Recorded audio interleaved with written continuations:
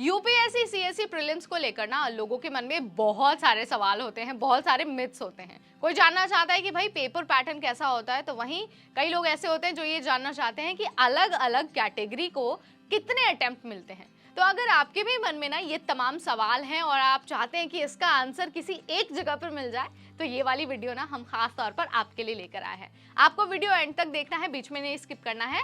तो चलिए आपको सारी चीजें बहुत इजी लैंग्वेज में और वन बाय वन बता देते हैं।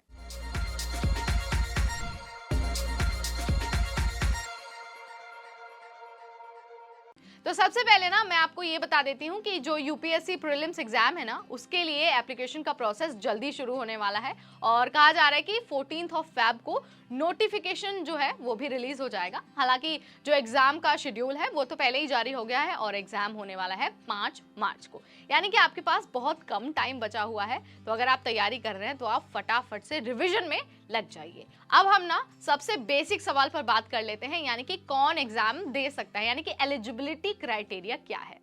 तो जितने भी ग्रेजुएट है ना, नो मैटर व्हाट, उन्होंने साइंस में ग्रेजुएशन किया है, मास कॉम में किया है या फिर उन्होंने हिंदी में किया है, वो सभी बच्चे जिन्होंने ग्रेजुएशन किया है वो सभी एग्जाम में बैठने के एलिजिबल हैं। साथ ही जो लास्ट ईयर में है, यानी जो 3rd या 4th ईयर में है ना, वो सब भी अप्लाई कर सकते हैं। अब आप कहेंगे कि ये तो नॉर्मल ग्रेजुएशन वाले बच्चों की बात होगी, लेकिन जो एमबीबीएस वाले बच्चे हैं जरा उनके बारे में भी बता दो। तो देखिए, जो एमबीबीएस जिन बच्चों ने कर लिया है ना, वो भी अप्लाई कर सकते हैं।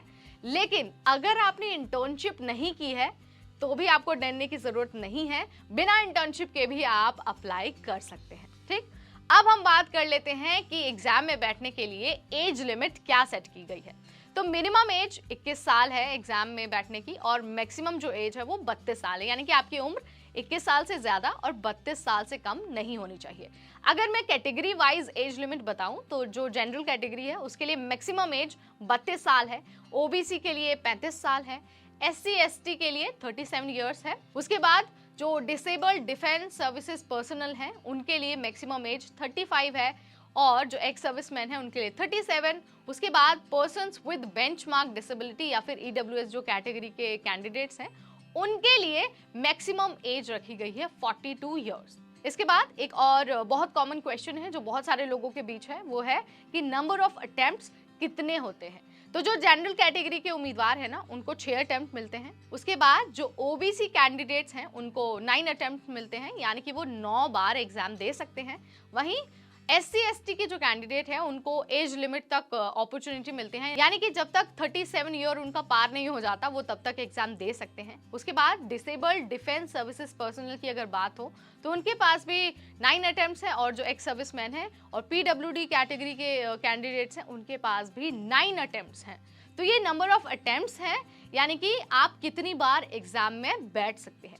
उसके बाद हम बात कर लेते हैं फटाफट पेपर पैटर्न की। तो पेपर ना 2 होता है प्रीलिम्स का। एक जो सबसे पहला पेपर होता है वो होता है जनरल स्टडीज, यानी कि जीएस का पेपर 1, और इसमें 200 नंबर के 100 सवाल पूछे जाते हैं। उसके बाद अगर आप ये पेपर क्लियर कर लेते हैं तो आपको देना होता है जीएस पेपर 2, यानी कि जो सीसेट वाला पेपर है आपको वो देना होता है।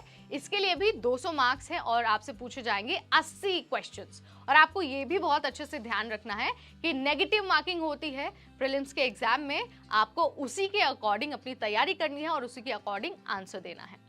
तो it's all about UPSC CSC prelims exam. मुझे लगता है कि आपके माइंड में जितने क्वेश्चंस थे, जितने डाउट्स थे ना, वो सभी मैंने अभी क्लियर कर लिए हैं। स्टिल अगर हमसे कुछ छूटा है या फिर स्टिल आपके मन में कुछ सवाल हैं तो let me know in the comment section.